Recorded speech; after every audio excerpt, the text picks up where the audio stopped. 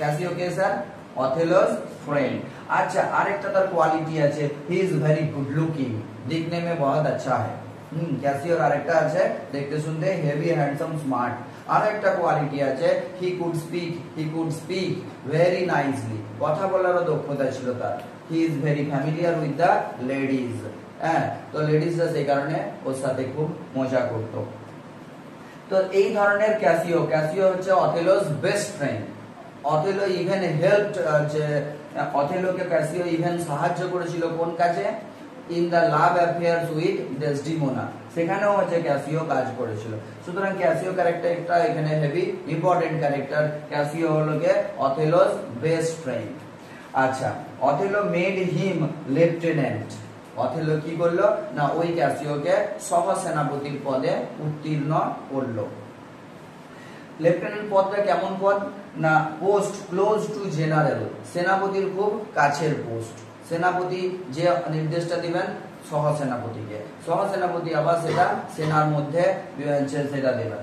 যাই হোক, আমরা গল্পের সেকেন্ড পার্ট পড়ে নিলাম, চলে এসো গল্পের থার্ড পার্ট পড়ার জন্য। গল্পের থার্ড পার্টে প্রথমেই একটা চরিত্র আসছে, অলরেডি ফিফথ ক্যারেক্টার, তাই তো? কোন কোন হ্যাঁ?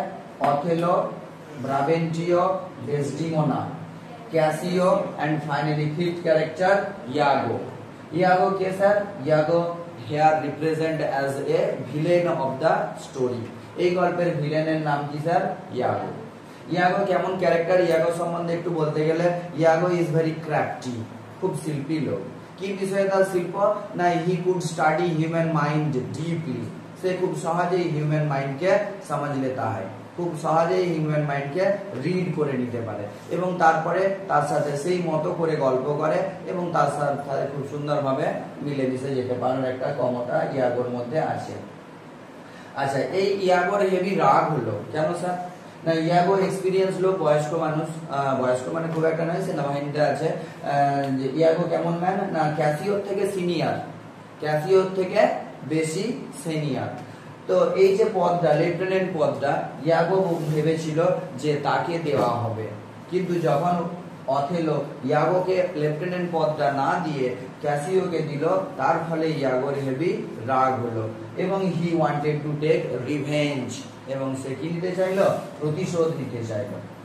হি মেড ডেডলি প্ল্যান, প্ল্যান মানে হচ্ছে পরিকল্পনা, ডেডলি মানে মারণ, মারাত্মক পরিকল্পনা সাজালো। এমন পরিকল্পনা সাজালো স্যার ডেডলি প্ল্যান। প্ল্যান অনেক রকমের হয়, তার মধ্যে এই প্ল্যানটার কি নাম দেওয়া হয়েছে? ডেডলি প্ল্যান, মারণ প্ল্যান সাজালো। আচ্ছা, গল্পের সিক্সথ ক্যারেক্টার আমরা পেয়ে যাচ্ছি, 6 নম্বর চরিত্র। This is Emilia. Who is Emilia sir?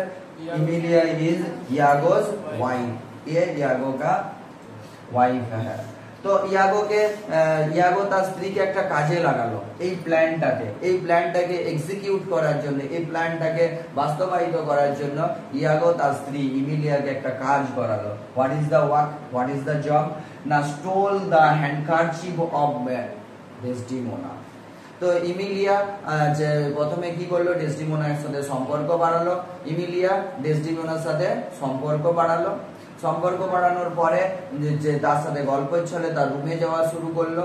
রুমে গিয়ে কি করলো না ইমিলিয়া ডেসডিমোনার হ্যান্ডকারচিফ, যে হ্যান্ডকারচিফটা অথেলো তার স্ত্রী ডেসডিমোনাকে ফার্স্ট উপহার দিয়েছিল, এবং এই হ্যান্ডকারচিফটা একটা জাদুই হ্যান্ডকারচিফ ছিল যেটা অথেলো তার মায়ের কাছ থেকে পেয়েছিল। তাই এই হ্যান্ডকারচিফটার হেভি বড় গুরুত্ব ছিল অথেলোর কাছে। আর ইমিলিয়া কি করলো? সেই হ্যান্ডকারচিফটাই চুরি করে নিল কার কাছ থেকে? ডেসডিমোনার কাছ থেকে, এবং চুরি করার পরে সে সেটা ইয়াগোকে দিয়ে দিল। ইয়াগো আবার কি করলো? ওই হ্যান্ডকারচিফটা drop on the way of Cassio, Cassio যে রাস্তায় যায় বা ক্যাসিও রুমের সামনে ওই হ্যান্ডকারচিফটা ফেলে দিয়ে এলো। ক্যাসিও টুক ইট, ক্যাসিও এই হ্যান্ডকারচিফটা কুড়িয়ে নিল। তারপর থেকে এই হ্যান্ডকারচিফটা ক্যাসিওর কাছেই থাকে। গল্পটা আরো অনেক বড় আছে, তো আজকে এ পর্যন্তই হলো। নেক্সট ক্লাসে আরো চেষ্টা করা হবে সুন্দর করে বলার।